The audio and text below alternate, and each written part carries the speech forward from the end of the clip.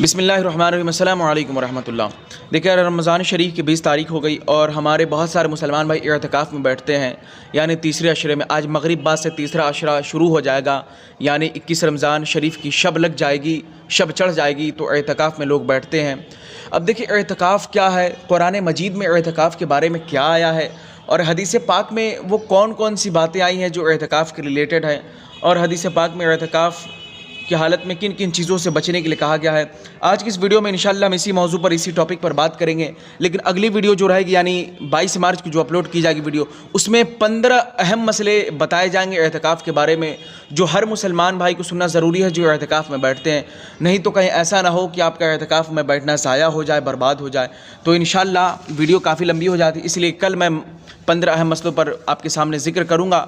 آپ کے سامنے اسی موضوع پر بات کروں گا۔ لیکن آج کی اس ویڈیو میں ہم بات کریں گے اعتکاف کے بارے میں، اعتکاف کیا ہے،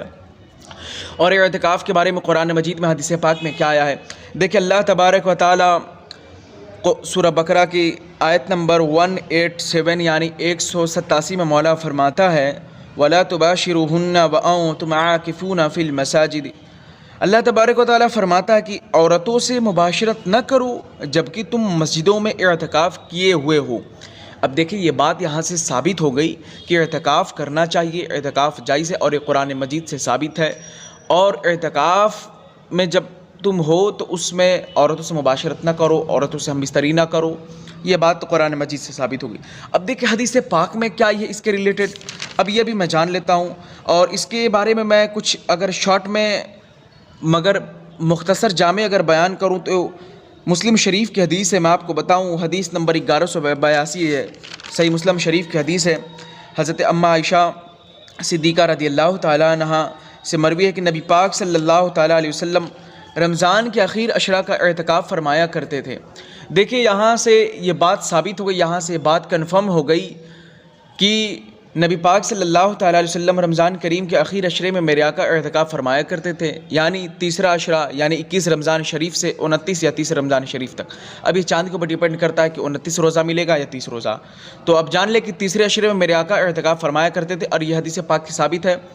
اور یہ حضرت ام المومنین اماں عائشہ صدیقہ رضی اللہ تعالیٰ عنہا سے یہ حدیث پاک مروی ہے۔ یہ بات یہاں سے کلیئر ہو گئی۔ اب آپ سوچیں کہ کن کن چیزوں سے حدیث پاک کے اکارڈنگ منع کیا گیا ہے اعتکاف میں کرنے کو، یعنی وہ کون کون سی چیزیں ہیں، کیا نہیں کرنی ہے اعتکاف میں، اور حدیث پاک سے یہ بات ثابت ہے۔ اب دیکھیں، میں آپ کو بتاؤں،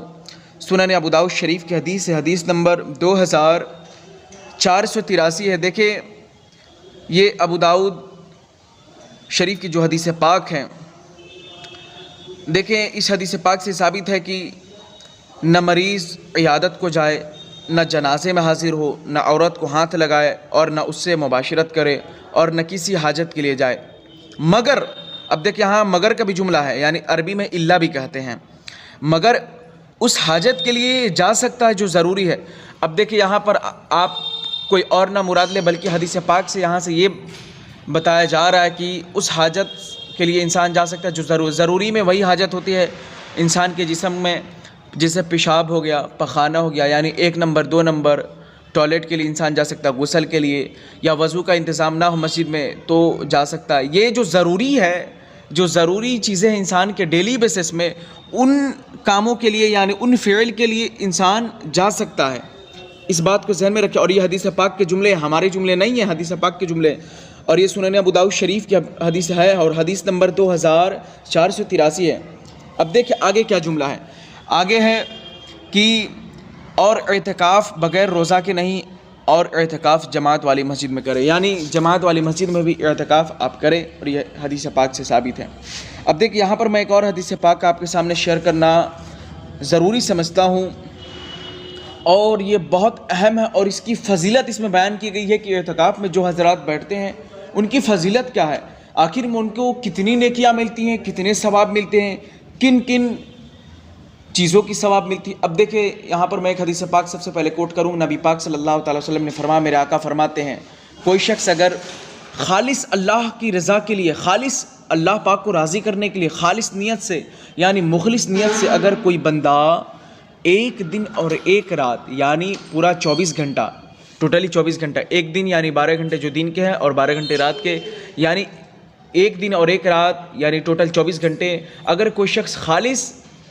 نیت سے اللہ تبارک و تعالیٰ کی رضا حاصل کرنے کے لیے اگر بندہ اعتکاف میں بیٹھتا ہے تو اسے 300 شہیدوں کا ثواب ملے گا، یعنی 300 شہداء کا ثواب ملے گا۔ اب آپ سوچیں کہ کیا فضیلت ہے اعتکاف کی، کتنی بڑی ثواب، کتنی بڑی فضیلت آئی ہے۔